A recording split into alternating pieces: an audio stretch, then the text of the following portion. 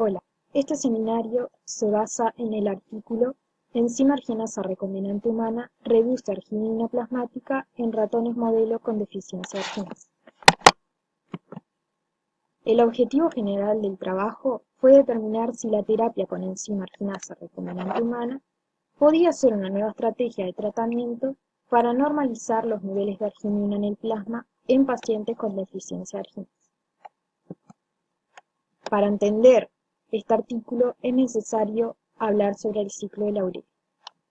El ciclo de la urea es un proceso en el cual se eliminan los desechos del cuerpo.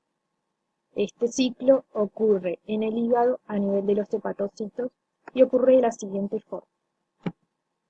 La primera reacción, que es una condensación, se da entre el dióxido de carbono, el amonio y dos moléculas de ATP. Esta reacción es catalizada por la carbamol fosfato sintasa, la cual está activa gracias al N-acetilglutamato. Esta reacción forma carbamol fosfato, en el cual, en la siguiente reacción, se une la ornitina y por la enzima ornitina transcarbamilasa se forma citrulina.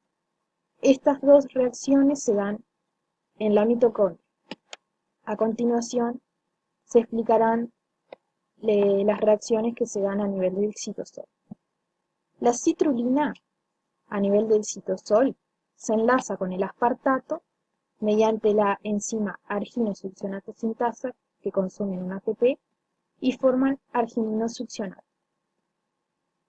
El argininosuccionato, mediante la arginosuccionasa, va a liberar fumarato y se va a transformar en arginina.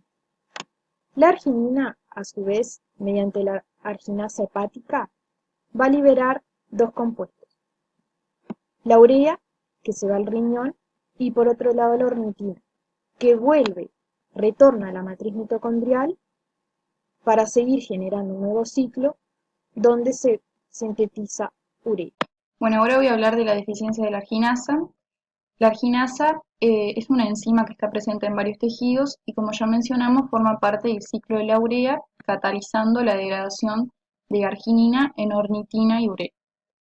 La deficiencia de la arginasa se da por mutaciones en el gen AGR1 y se hereda de manera autosómica recesiva.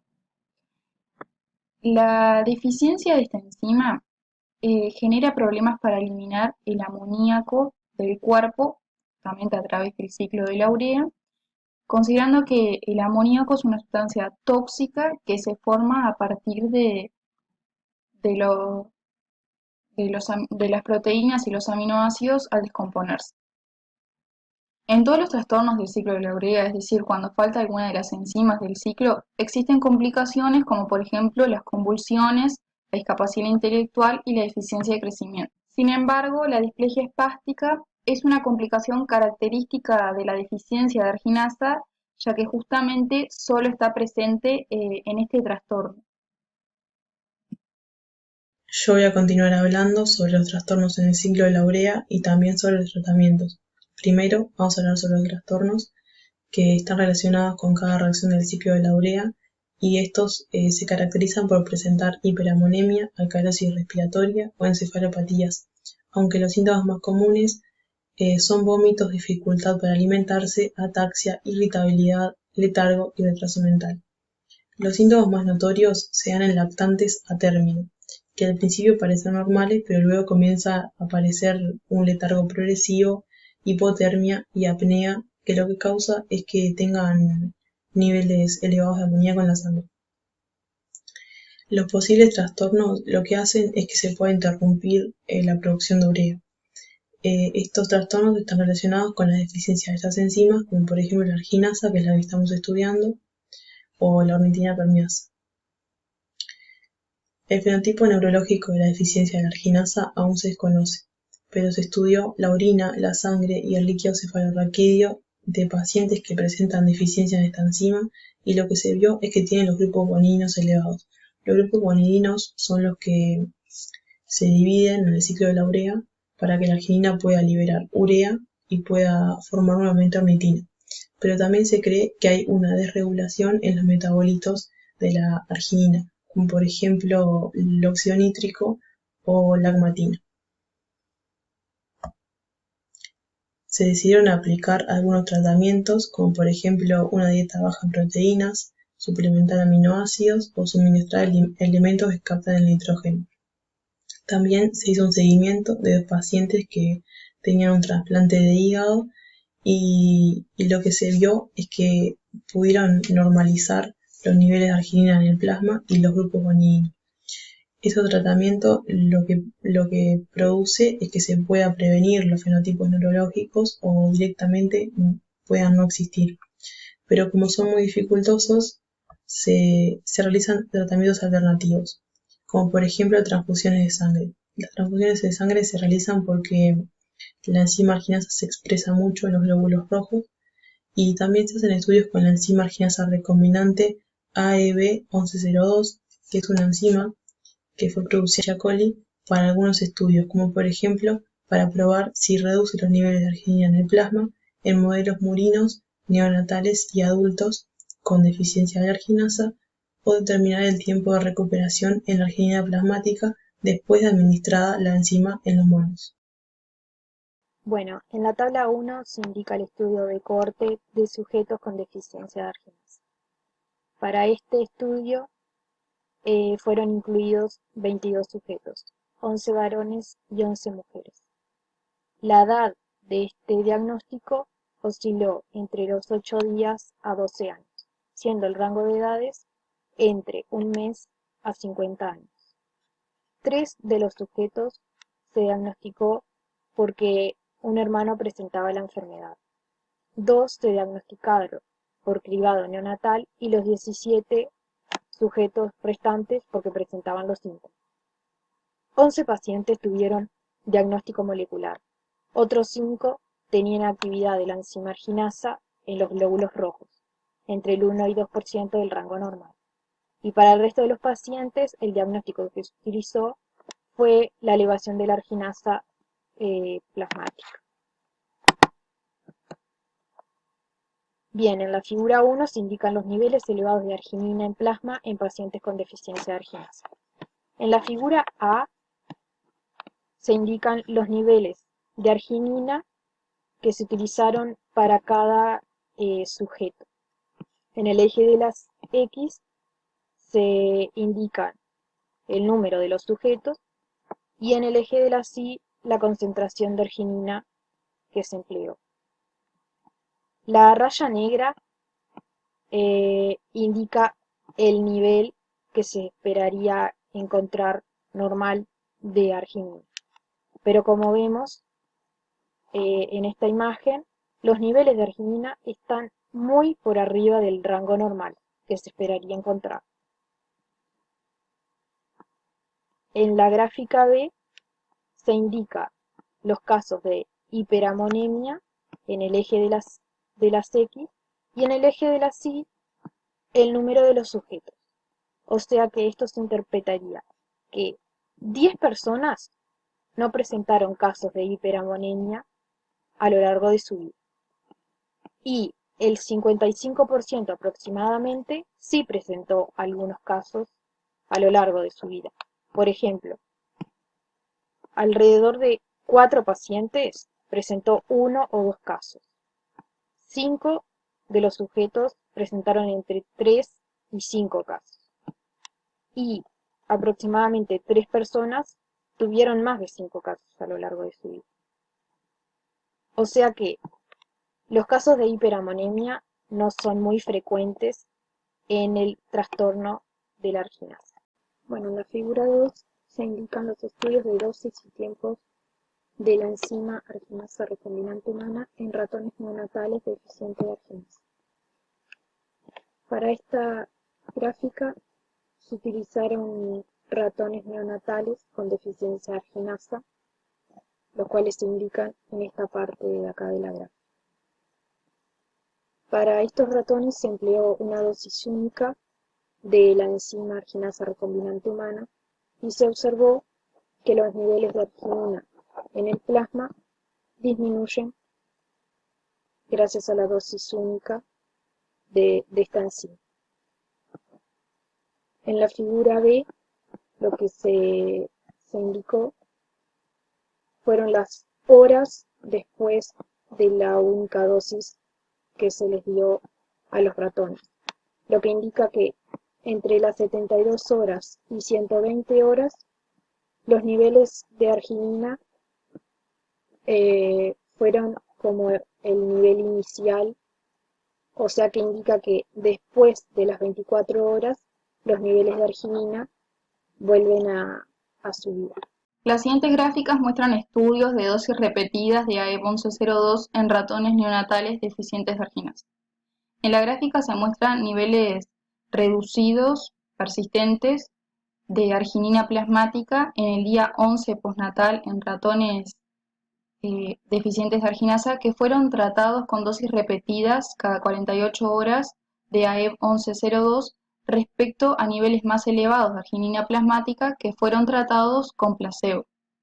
Este tratamiento de dosis repetidas hay que mencionar que fue iniciado el día 6 postnatal.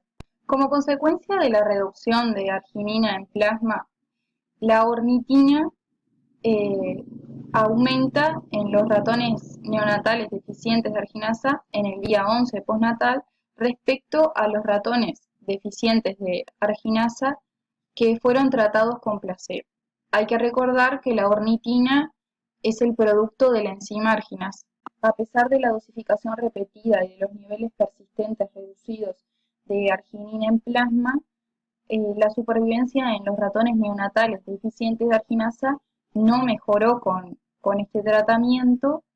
Esto es probablemente porque la terapia con esta enzima no mejora la hiperamonemia, que es la causa de muerte de este modelo neonatal, además de que no se espera de que esta enzima ingrese al hígado para tratar justamente la hiperamonemia. En las siguientes gráficas vemos cómo AEP1102 reduce los niveles de arginina en el cerebro en el modelo neonatal.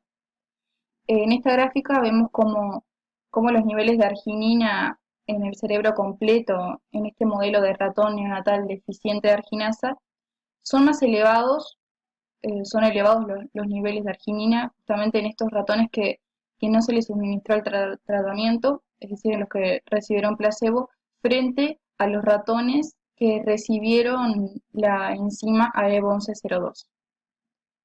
Sin embargo, no ocurre lo mismo en el hígado, ya que los niveles de arginina hepática en el ratón tratado con la enzima respecto al ratón tratado con placebo son prácticamente que iguales.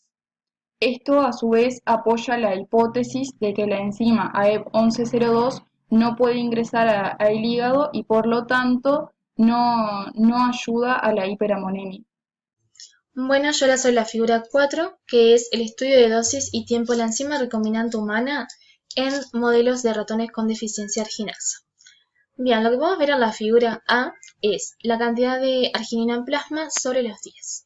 Y vemos que los ratones controles fueron los CRE negativos y los ratones con deficiencia de arginasa son los CRE positivos.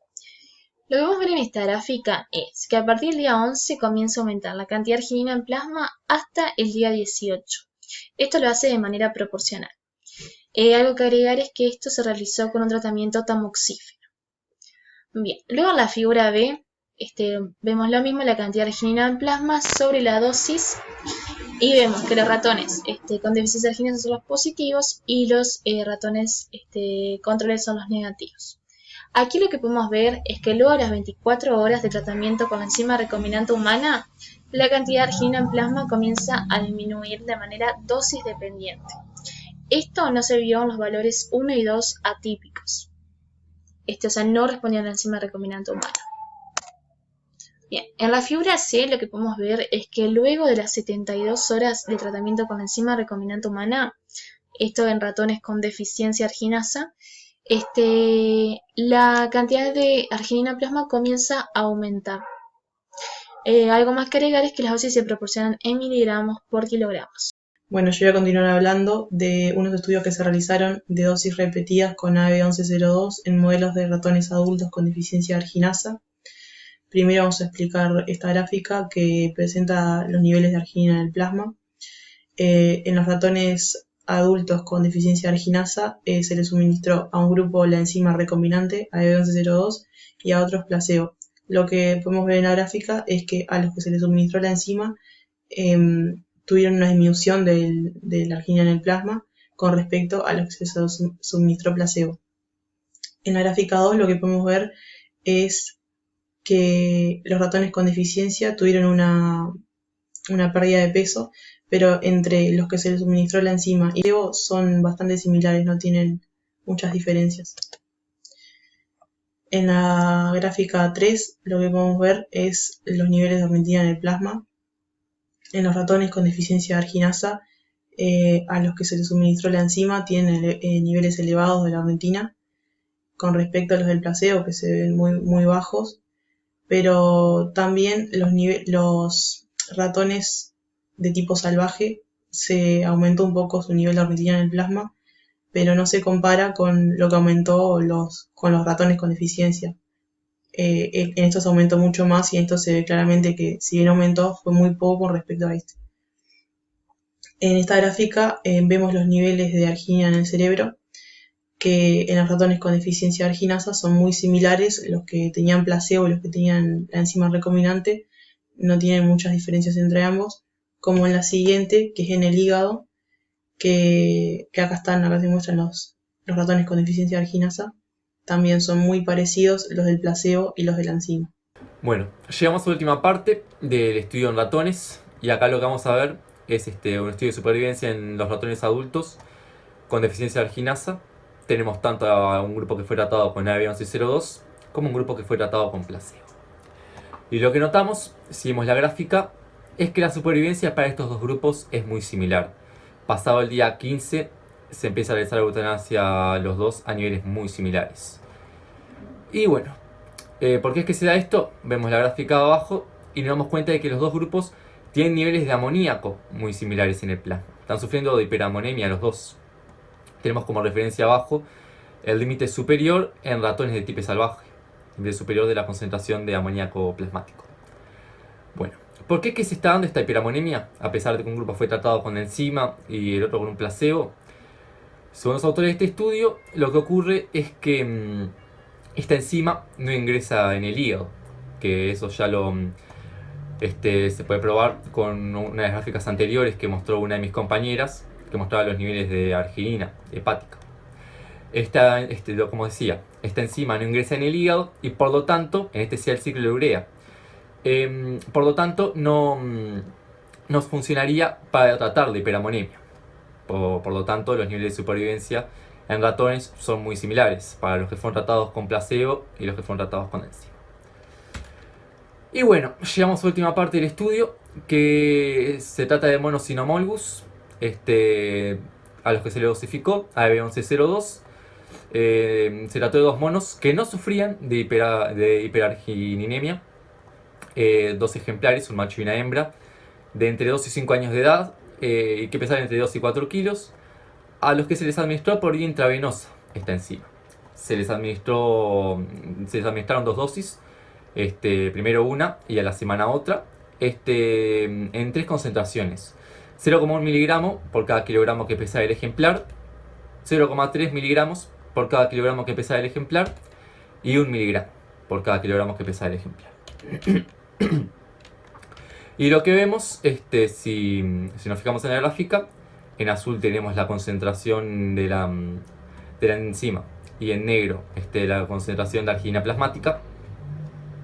Lo que notamos es que se da la primera inyección, estamos hablando de 0,1 miligramos en este caso, se da la primera inyección de enzima, los niveles descienden, en el correr de la semana vuelven a subir, llegan a un pico que no es tan alto como la concentración original de arginina. Se da la segunda inyección de enzima, los valores descienden y siguen subiendo. Si hubiera una tercera inyección de enzima, ocurriría exactamente lo mismo. Vemos para la dosis de 0,3 miligramos por kilogramo y notamos que se da la primera inyección de enzima, los valores descienden, siguen subiendo en el correr de la semana, llegan a un pico, que como vemos este pico tampoco es tan alto como la concentración original, ni como la concentración a esta misma altura en la dosis más chica. Hay que tener en cuenta que esta enzima es dosis dependiente, su funcionamiento. Llega la segunda inyección a los 7 días, los niveles vuelven a descender, lo mismo que en la anterior. Finalmente tenemos la dosis de 1 miligramo por cada kilogramo que pesa el ejemplar. Tenemos una primera inyección, descienden los niveles y se mantienen muy cercanos a cero en el correr de la semana. Vemos que es muy poco lo que llega a fluctuar. A los 7 días se la segunda inyección y lo mismo. Los niveles se mantienen muy cercanos a cero. Y bueno, lo que mostraron estos primates no humanos es que si se utilizara en pacientes esta enzima, a diferencia de lo que pasa en ratones, que había que dosificarlos cada 48 horas, se podría llegar a pensar una dosificación semanal en personas. Bien, para finalizar llegamos a las conclusiones. Otro grupo lo que pudo ver en el artículo fue que la enzima recombinante humana reducía los niveles de alergia en el plasma. Esto lo hacía de manera dosis dependiente y dicha reducción se mantenía de forma dosis repetitivas. Observamos que a pesar de la reducción de los niveles de alergia en el plasma, la enzima recombinante humana 1 no mejoraba la supervivencia en ningún modelo a causa de la hiperamonemia. Luego observamos un estudio de corte hecho por la UCSC en pacientes con deficiencia y observamos que los niveles elevados de energía en el plasma de forma persistente, en lugar de la hiperamonemia episódica grave, eran el principal desafío para el tratamiento de la deficiencia de arginasa. Luego se comparó un estudio de ratones y un estudio de monos y se observó que el estudio de monos era mejor para pacientes humanos. Esto es, ya que tiene un régimen de dosificación menos frecuente. Y finalmente, en realidad vimos que la ornitina plasmática aumentaba en los modelos neonatales y adultos de ratones con deficiencia de arginasa. Y la ornitina plasmática en realidad siempre se encuentra elevada asociada con la atrofia girata. Y se dice que es beneficiosa, o sea, si se eleva es beneficiosa para los pacientes que tienen deficiencia de arginasa. Cualquier tratamiento que sea con ornitina tiene que ser muy controlado y muy estricto. Bueno, por último, en la última diapositiva lo que van a encontrar es la bibliografía que utilizamos para esta presentación. Y bueno, muchas gracias por escuchar.